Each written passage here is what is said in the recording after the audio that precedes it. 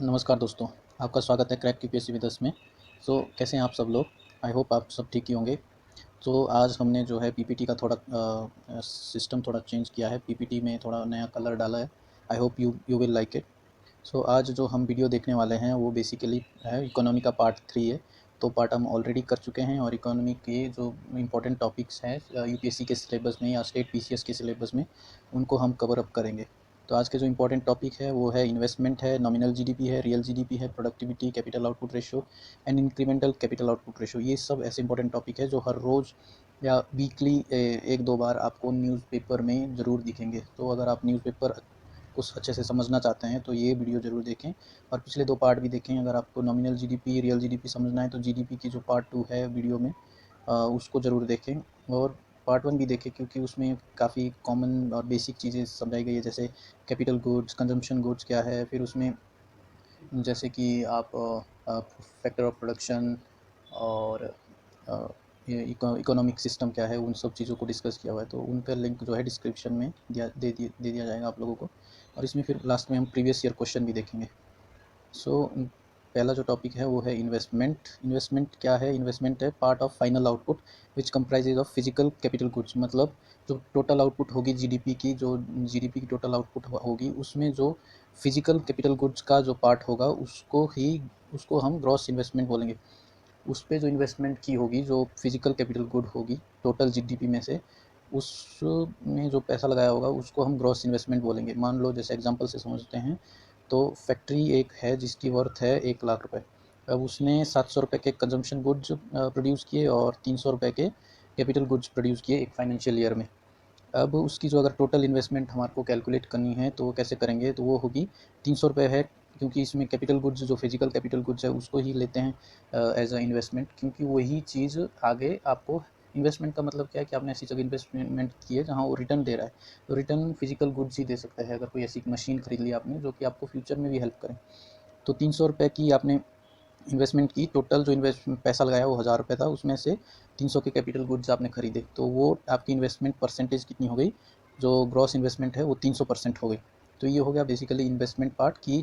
GDP का जो total output होती है, फाइनल आउटपुट, उसमें जो फिजिकल कैपिटल गुड पे पैसा लगाया है, फिजिकल कैपिटल गुड पे जो इन्वेस्टमेंट की है उसको ही ग्रॉस इन्वेस्टमेंट बोलेंगे या इन्वेस्टमेंट बोलेंगे। तो ग्रॉस इन्वेस्टमेंट मीन्स टोटल जो पैसा लगाया है उसको कैपिटल गुड्स पे, फिर डेप्रिसिएशन से, जो डेप्रिसिएशन होती है, वियर एंड टियर होता है मशीन में, उसको रिपेयर में पैसा जाता है, उसको अगर ग्रॉस इन्वेस्टमेंट में से माइनस कर देंगे तो नेट इन्वेस्टमेंट बच जाएगा।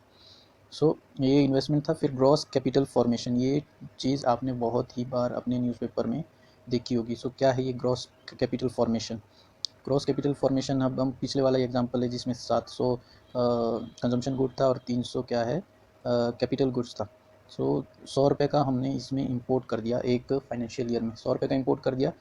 तो हमने 300 रुपये का पहले ही कैपिटल गुड्स पे वो पैसा लगाया था, 100 रुपये और ऐड कर दिया, क्योंकि वो गुड्स इंडिया में आ रहा है, मतलब एडिशन हो रहा है, आउटपुट ऐड हो रही है हमारी फाइनल आउटपुट में।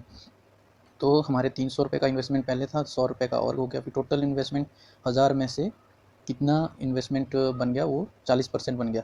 मतलब 400 रुपये इन्वेस्टमेंट बन गई 3000 में से, तो ये 40% इन्वेस्टमेंट बन गई। अब सपोज कि हमने एक्सपोर्ट भी किया गुड्स को, 40 रुपये का एक्सपोर्ट हुआ, 100 रुपये का हमने इंपोर्ट कर दिया था।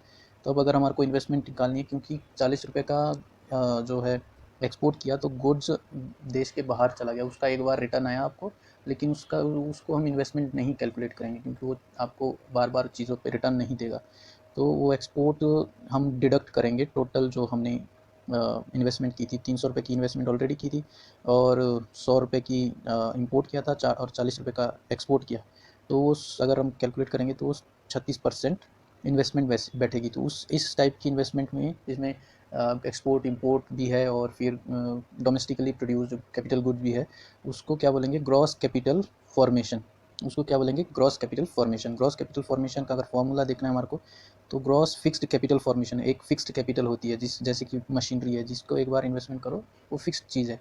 इक्विपमेंट है, न्यू कंस्ट्रक्शन है, कोई नया ऑफिस बनाया है तो वो न्यू कंस्ट्रक्शन है, या इंटेलेक्चुअल प्रॉपर्टी है, कोई इंटेलेक्चुअल मीन्स आपने कॉपीराइट है, या फिर आपका कोई इंडस्ट्रियल इनोवेशन है या पेटेंट है, वो सब चीज़ें आपके पास है, वो एक बार की इन्वेस्टमेंट है, उस पर आपको रिटर्न आता रहेगा अगर आपने कोई इनोवेशन की है। तो ये ग्रॉस फिक्स्ड कैपिटल फॉर्मेशन है। प्लस हमने कुछ नेट वैल्यूएबल मेटल जो एक्विजिशन किया, जैसे कि गोल्ड सिल्वर हमने इंपोर्ट कर दिया, या प्लेटिनम जेमस्टोन, ये सब इंपोर्ट कर दिए, तो वो भी हमारे एक प्रकार की कैपिटल इन्वेस्टमेंट ही है। ये आपको रिटर्न ही देगा अगर आप इनको बैंक्स में रखेंगे, या फिर जो भी चीज़ है अगर आप इसमें इन्वेस्टमेंट करते हैं तो वो आपको एक कैपिटल इन्वेस्टमेंट ही माना जाएगा। फिर चेंज आपके स्टॉक होता है, इन्वेंट्री बोलते हैं उसको, स्टॉक है आपके पास कैपिटल गुड्स का, उसमें क्या चेंज आया है, वो बढ़ा है घटा है, इन सबको मिला के क्या बनेगा, ग्रॉस कैपिटल फॉर्मेशन। जो हमारा gross capital formation fixed capital formation है, जिसको इन्वेस्टमेंट बोलते हैं, वो लास्ट कुछ साल में इस हिसाब से है कि 2014-15 में वो 30.10% था, 18-19 में 29.30% था, फिर 20-21 में 26.5% था, 21-22 में 28.5% था।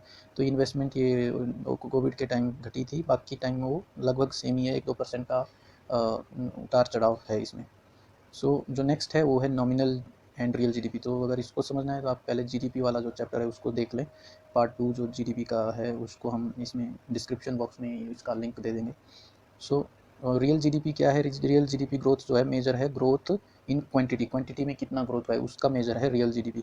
और nominal GDP basically growth in value, तो वैल्यू में कितनी ग्रोथ हुई है उसका मेजर है नॉमिनल जीडीपी। अब हम एग्जांपल के साथ देखेंगे यहाँ, तो मान लो 2011-12 में जो व्हीट प्रोड्यूस हुआ है वो 10 किलो प्रोड्यूस हुआ, और वो 10 रुपये पर केजी ही उसका रेट था। फिर उस हिसाब से अगर जीडीपी कैलकुलेट किया तो नॉमिनल जीडीपी जो है वो 100 रुपये आ गया। फिर 2012-13 में वो 11 किलो प्रोड्यूस हुआ और 11 पर केजी ही वो रेट था, फिर 121 जीडीपी हो गया नॉमिनल जीडीपी।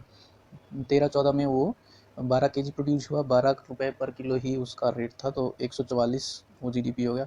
14-15 में 13 केजी प्रोड्यूस हुआ व्हीट एंड 13 रुपये किलो ही उसका रेट था, तो वो 169 आपका जो है नॉमिनल जीडीपी बन गया। अगर हमको रियल जीडीपी निकालना है तो रियल जीडीपी में क्या होता है कि हम एक बेस ईयर फिक्स कर देते हैं रेट के लिए। तो अभी अगर हम गवर्नमेंट ऑफ इंडिया की बात करें तो उन्होंने 2011-12 को जो रेट्स है उनको बेस ईयर सेट किया हुआ है। तो बेस ईयर मतलब हम अब 10 रुपये ही रेट, उस 10 रुपये का रेट ही के हिसाब से टोटल हर साल ये क्वांटिटी कैलकुलेट करेंगे और फिर जीडीपी निकालेंगे, रियल जीडीपी निकालेंगे। तो 2011-12 में 10 किलो प्रोड्यूस किया और 10 रुपये रेट था, तो 100 रुपये जीडीपी आ गया।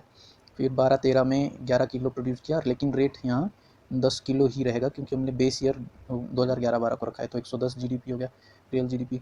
12-13 में 120 हो गया क्योंकि 12 किलो प्रोड्यूस हुआ है।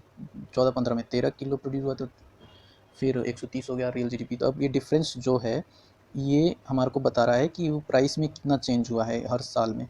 और इस प्राइस चेंज को अगर real GDP by nominal GDP रखें, nominal GDP by real GDP रखें, तो उसको जीडीपी डिफ्लेटर वो भी कैलकुलेट कर सकते हैं, वो कि प्राइस में कितना चेंज आया हमारे इकोनॉमी में, वो उस हिसाब से कैलकुलेट कर सकते हैं। फिर नेक्स्ट जो टॉपिक है वो बेसिकली रियल जीडीपी जो है उसके स्टैट्स है हमारे इंडियन इकोनॉमी के। तो 2014-15 में बेसिकली 7%, 7.2% जीडीपी ग्रोथ थी, रियल जीडीपी ग्रोथ। फिर 15-16 में 8-20 हो गई। फिर 2016-17 में क्या है कि वो डिमोनेटाइजेशन हो गई, उसके वजह से क्या है ये डाउनवर्ड स्पाइरल ही बन गया। तो जो कोविड से पहले है वो 4.2% जो है वो जीडीपी ग्रोथ थी हमारे देश की 2019-20 में। फिर कोविड आया तो ये माइनस में चली गई, 6.6% हो गई। फिर रिडेम्पशन हुआ, वी शेप रिकवरी हुई कंट्री की इकोनॉमी की, और अब 2021-22 में जो है वो जीडीपी 8.9% रही। सो ये एक्चुअल जो हमारे रियल जीडीपी के जो स्टेट्स है वो ये है। फिर जो नेक्स्ट जो है हमारा टॉपिक वो है प्रोडक्टिविटी एंड मार्जिनल प्रोडक्टिविटी। अभी प्रोडक्टिविटी मार्जिनल प्रोडक्टिविटी आपने मैक्सिमम टाइम आपने अपने काफ़ी यूपीएससी या स्टेट पीसीएस और भी एग्ज़ाम्स में काफ़ी बार आता है कि डिस्गाइज अनएम्प्लॉयमेंट किसको बोलते हैं, जिसकी मार्जिनल प्रोडक्टिविटी 0 हो, तो वो कैसे निकालते हैं प्रोडक्टिविटी। तो एवरेज प्रोडक्टिविटी निकालनी है हमारे को लैंड की एवरेज प्रोडक्टिविटी निकालेंगे तो आउटपुट कितनी है, इनपुट कितनी है, लैंड की इनपुट कितनी है। तो 2 टन हमने प्रोड्यूस किया 1 एकड़ में, तो उसकी एवरेज प्रोडक्टिविटी कितनी हुई, 2 टन पर एकड़। फिर अगर लेबर की एवरेज प्रोडक्टिविटी निकालनी है तो आउटपुट कितनी है और इनपुट कितनी है लेबर की। तो 2 टन प्रोड्यूस किया, 5 लेबर ने काम किया उसमें, सो टोटल आउटपुट कितनी निकली पर लेबर, ये निकली 0.4 टन पर लेबर। अब मार्जिनल प्रोडक्टिविटी ऑफ लेबर निकालनी है, तो अगर हम एक लेबर एक्स्ट्रा ऐड कर देते हैं और जो हमारे को जो चेंज मिला प्रोडक्शन में वो 0.2 टन मिला। अब वो जो 0.2 टन है तो इसका जो marginal productivity of the labour का फॉर्मूला है वो change in output by change in input. तो चेंज आउटपुट में कितना हुआ 0.2 टन का, और लेबर में कितना हुआ एक लेबर का। तो मार्जिनल प्रोडक्टिविटी ऑफ लेबर कितनी हुई 0.2 टन पर लेबर। अगर ये चेंज इन आउटपुट अगर जीरो होता और लेबर में एक होता तो मार्जिनल प्रोडक्टिविटी ऑफ लेबर हो जाती जीरो, जिसको कि डिस्गाइज्ड इकोनॉमी अनएम्प्लॉयमेंट बोलते हैं।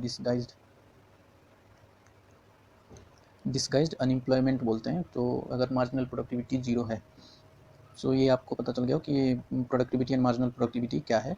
फिर कैपिटल आउटपुट रेशियो क्या है, कैपिटल आउटपुट रेशियो, कैपिटल की आउटपुट रेशियो कैसे निकालेंगे। प्रोडक्टिविटी ऑफ कैपिटल निकालनी है, तो उसमें भी आउटपुट और इनपुट कितना है, आउटपुट क्या निकला और इनपुट कैपिटल कितनी इनपुट थी। फिर कैपिटल आउटपुट रेशियो मेजर करने का मतलब क्या है कि how much capital is required per unit of output. अगर हमारे को मान लो कोई एक केजी राइस आउटपुट चाहिए, तो उसके लिए कितनी कैपिटल हमारे को इन्वेस्टमेंट करनी पड़ेगी, कितनी कैपिटल लगानी पड़ेगी, कितनी लेबर लगानी पड़ेगी, और भी क्या क्या खाद वो सब कितना डालना पड़ेगा कि ताकि एक केजी आउटपुट हमारी हो जाए। तो if more capital is required per unit of output then capital is less efficient and higher capital output ratio bad for economy. तो अगर मतलब ज़्यादा कैपिटल की ज़रूरत पड़ती है एक यूनिट आउटपुट के लिए, तो उसका मतलब है कि इकोनॉमी लेस एफिशिएंट है। लेस एफिशिएंट का मतलब है कि अब 1 किलो के लिए 2 लोग लग रहे हैं और किसी और कंट्री में 1 किलो एक बंदा ही प्रोड्यूस कर पा रहा है। तो इसका मतलब ये है कि उसकी जो लैंड की जो फर्टिलिटी है वो हाई है और पर्सन की एफिशिएंसी वो हाई है। फिर उनके पास क्या पता कि जो इंस्ट्रूमेंट है या जो एग्रीकल्चर रिलेटेड जो सिस्टम है वो ज़्यादा मॉडर्न है, जिससे कि उनकी आउटपुट अच्छी है। तो ये सब चीज़ें क्या है बेसिकली, अगर एफिशिएंसी कैपिटल की एफिशिएंसी इंक्रीज़ करनी है तो कैपिटल जो आउटपुट रेशो है उसको लो होना चाहिए। मतलब जितना लो कैपिटल आउटपुट रेशो होगा उतनी ज़्यादा एफिशिएंसी होगी। तो कैपिटल आउटपुट रेशो कैसे निकालते हैं कि capital by output. So next है incremental output ratio, capital output ratio. Incremental capital output ratio क्या है, इसका मतलब है कि it is defined as how much additional capital will be required to produce additional unit of output. मान लो किसी के पास 5 कंप्यूटर है और 5 कंप्यूटर में 5 लोग ही काम करते हैं और उनको क्या है कि वो रोज़ अलग अलग टाइप मतलब एक कोई 100 पेजेस टाइप कर लेता है, एक 90 करता है, एक 70, एक 80 पेजेस टाइप करता है। अब अगर उनको मतलब ऐसा करना है कि उनको 500 पेजेस टाइप करने हैं एक दिन में, तो अगर उनको ये एडिशनल आउटपुट चाहिए कि 500 यूनिट की, तो उनको कितनी एडिशनल कैपिटल इनपुट चाहिए देना पड़ेगा, कैपिटल का इनपुट कितना देना पड़ेगा कि ताकि वो 500 प्रोड्यूस कर सके। अभी वो 5 कंप्यूटर 5 बंदों के साथ और 5 लोगों के साथ वो सिर्फ अभी 300 कुछ पेजेस कर पा रहे हैं, 370 पेजेस मान लो कर पा रहे हैं। अगर उनको 500 चाहिए तो इस इतनी एडिशनल कैपिटल इन आउटपुट के लिए कितनी एडिशनल कैपिटल लगेगी, उसको इंक्रीमेंटल कैपिटल आउटपुट रेशो बोलेंगे। तो मान लो 5 की जगह 7 कंप्यूटर लगेंगे और 7 ही लोग लगेंगे उसमें, तब जाके वो 500 कर पाएंगे। तो वो जो चीज़ है उसको क्या बोलेंगे, इंक्रीमेंटल कैपिटल आउटपुट रेशो। तो इंक्रीमेंटल कैपिटल आउटपुट रेशो क्या है, चेंज इन कैपिटल, मतलब हमने कैपिटल में चेंज किया कि 2 कंप्यूटर ऐड कर दिए और 2 लोग भी ऐड कर दिए, और चेंज इन आउटपुट फिर हमारे को 130 पेजेस मिले, तो चेंज आउटपुट में वो हो गया और कैपिटल में ही हो गया। तो उस हिसाब से इंक्रीमेंटल कैपिटल आउटपुट रेशो निकाल सकते हैं। अब इसको जीडीपी के कंपैरिजन में निकालेंगे, चेंज इन कैपिटल पर जीडीपी और चेंज इन आउटपुट पर जीडीपी। मतलब कैपिटल में चेंज हुआ कि इन्वेस्टमेंट हमने किया, मतलब investment of percent in GDP और परसेंट चेंज इन जीडीपी। मान लो कि अभी हमारे देश में 25% इन्वेस्टमेंट होता है, तो नेक्स्ट ईयर के लिए जो इन्वेस्टमेंट बढ़ा के वो 30% कर दिया, 30% कर दिया, तो चेंज ये देखना है कि नेक्स्ट ईयर हमारे जीडीपी में कितना चेंज आता है। मान लो अभी 6% की ग्रोथ से ग्रो कर रही है इकोनॉमी, तो हो सकता है नेक्स्ट ईयर वो 7 या 8 से ग्रो करे। तो फिर वो हमने यहाँ चेंज कितना हुआ परसेंट इन्वेस्टमेंट में, वो 5% चेंज हुआ था, 25 से 30 हो गया, और जीडीपी में कितना हुआ, चलो मान लो 2% हुआ।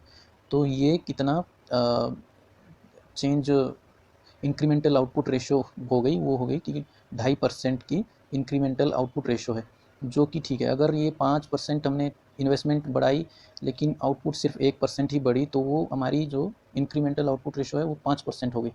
5% हो गई तो मतलब हमारी एफिशिएंसी लो है। तो इंक्रीमेंटल आउटपुट रेशो क्या रिप्रेजेंट करता है कि how efficiently new additional capital is being used in country to produce output. मतलब कि कोई एडिशनल जो कैपिटल हम इकोनॉमी में डाल रहे हैं उससे कितना नई आउटपुट हम प्रोड्यूस कर पा रहे हैं, वो है इंक्रीमेंटल आउटपुट रेशो।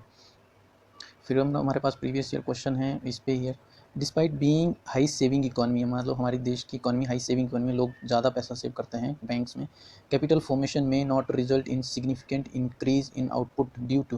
तो कैपिटल फॉर्मेशन हो रहा है, इतनी सेविंग हो रही है, लेकिन आउटपुट उतनी बढ़ नहीं रही है। क्यों नहीं बढ़ रही है, क्या रीज़न हो सकता है? 2018 में ये क्वेश्चन पूछा गया था। वीक एडमिनिस्ट्रेटिव मशीनरी, ये हो सकता है क्योंकि काफ़ी क्लोज क्लोज सारे वो ऑप्शन दिए हैं। इलिटरेसी कम होगी तो हमारे को लग सकता है कि भाई क्या पता फॉर्म कैपिटल फॉर्म में वो जो आउटपुट है वो इंक्रीज़ नहीं होगी। हाई पॉपुलेशन होगी तो नहीं होगी, लेकिन मेन आंसर जो इसका है वो है high capital in output ratio. अगर वो हाई होगी, जैसे 5% थी, तो हमारी जो जीडीपी है सिर्फ 1% ग्रो की। लेकिन अगर वो 5% इन्वेस्टमेंट की लेकिन 2% जीडीपी में चेंज आया, तो वो हमारी 2.5% कैपिटल आउटपुट रेशो हुई। उससे क्या होगा कि हमारी मतलब हमारा आउटपुट बढ़ रही है, लेकिन अगर 1% है तो हमारी आउटपुट घट रही है। तो अगर हाई कैपिटल आउटपुट रेशो है तो हमारी आउटपुट कम है कैपिटल के इन्वेस्टमेंट के हिसाब से। So thank you for watching.